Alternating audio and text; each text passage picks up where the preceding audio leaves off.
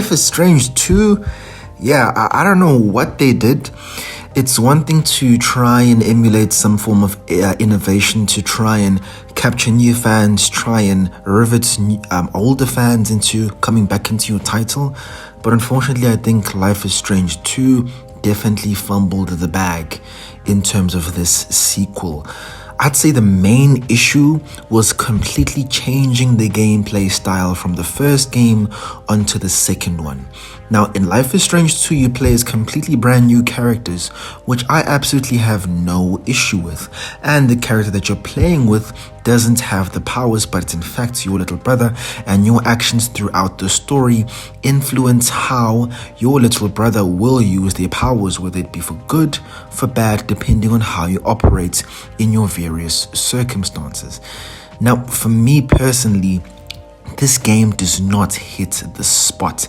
And I think other than that reason that I've mentioned there, Life is Strange 2 unfortunately forces you to interact with its gameplay a whole lot more than you need to, and that is an issue for a number of reasons. Don't Not have created a gameplay experience which definitely places a huge amount of focus onto the narrative. These are storytelling games. It's in the same genre as Detroit Become Human, the multiple Telltale games such as Walking Dead, Batman Enemy Within, and all these other type of games. The things that make these games interesting, special, and even worth playing is the narrative and the multiple decisions that you make throughout your experience. Life is Strange 2 unfortunately places far too much effort and focus into the gameplay, which unfortunately makes the entire experience falter, because while this is definitely a video game, still the focus and where the good stuff is in the narrative and the multiple decisions that you make throughout your particular experience. Now, in Life is Strange 2, it differs completely from the original. In the original, you're playing in a high school throughout your day-to-day as you go through the multiple challenges and you find out what happened to a friend of a friend, and you find out what happened to Sarah alongside your friend Chloe while using your pretty cool and exciting power of rewind. And this entire ensemble comes together into a pretty interesting experience. Now, there definitely are some issues with that game. There definitely are some issues. I'm not gonna try and act like it's a masterpiece or anything like that. Definitely not.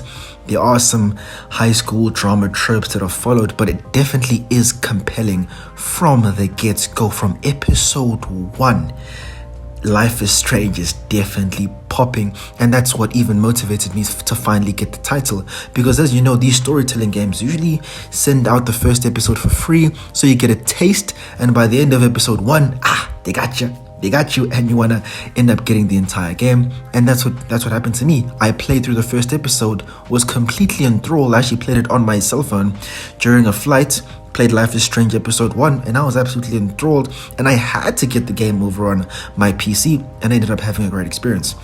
In Life is Strange 2, the dynamic has changed from being in a high school experience, boarding school, and interacting with these multiple characters in a self-contained area to a road trip setting where you unfortunately have to walk around a whole lot more, interact with a whole lot less, not less characters, but different characters as you continue through your journey, and you don't come back to some of the characters that you deal with in the beginning, which for me is a problem. One of the most interesting parts of these type of stories is coming back and interacting with the same characters and seeing how your relationship with these characters change depending on the decisions that you make throughout the stories, with the multiple pros and cons. And using your own imagination, you can kind of determine, okay, if I make this decision, how will this character respond? If I do this, how will I hurt this character? What is the better of the two evils if I make this particular decision? And it's good to know that your decisions carry weight. In this scene, it's in Life is Strange 2, the game is a whole lot more soulless. There isn't as much heart in it. These characters aren't as interesting in the first place. They aren't as compelling. They aren't necessarily likable. And I'll be honest with you, a character doesn't always have to be likable per se for us to be drawn to them, but there has to be something about that character that draws us to them, something that can bring attachment to that character, or at least makes them particularly interesting. There are plenty of people that are funny and fun and stuff like that, but if a character isn't interesting, there's nothing to draw us to that. And particularly to the character you play as his younger brother, the one who has the powers, your actions do affect him, but you feel like no matter what you do, he's still going to act irrationally. And the argument that you can say is that, he's just a young boy, he's a young wee lad. This is how it is, and I'll be honest with you, I have spent time with some of my cousins, and they were much on the younger side when I was in my 20s, and they were like, 10 years old or whatever, 11 years old. They definitely are annoying. But it's unfortunate that they aren't. He's just an annoying character, bro. Man, he's just flipping annoying, bro.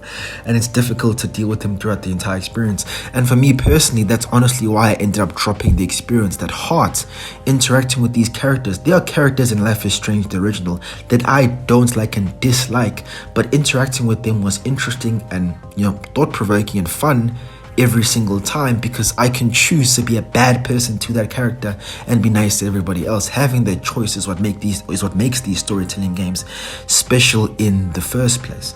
So that's what Life is Strange 2 lacks. It doesn't have that heart, that those compelling, really good characters that make you fall in love with the title. And that's really, really unfortunate. And that's, for me personally, why I ended up dropping the game. Now, you guys can tell me what you guys think down there in the comments. Am I bugging? Do you disagree with what I'm saying? But yeah, bro, Life is Strange 2 just doesn't hit the spot, in my opinion. And you can tell me down in the comments if you agree or disagree. Now, I understand some people may say, you shouldn't even be comparing it to the first title. It's a different experience. Of course, it's got the same name, it's a sequel, but they wanted to do something different. Even if I had never played Life is Strange 1, I would still not be interested in this game, because I've played many other titles in the storytelling game genre. The things that happen in this game just aren't as compelling or interesting. And the worst thing is that there are other games such as Detroit Become Human, which have much more divergence instead in terms of you being in control of the actual story. And the issue that some of these storytelling games face is that they more so give you the illusion of choice than actual choice. There are other games which also have just as much of this tedious gameplay. Detroit Become Human is definitely a game that falters from this. The gameplay in Detroit Become Human is absolutely boring and tedious, but the narrative itself is extremely compelling. The characters are interesting as well, depending on the decisions that you make. And most important of all, the multiple paths that your story can take because of your decisions are absolutely substantial. Messing up a quick time event substantially or making a decision can result in the death of your character, can result in the death of other characters, maybe not your main character, but the death of other characters. Or your decisions can end up you taking a path that you never saw coming.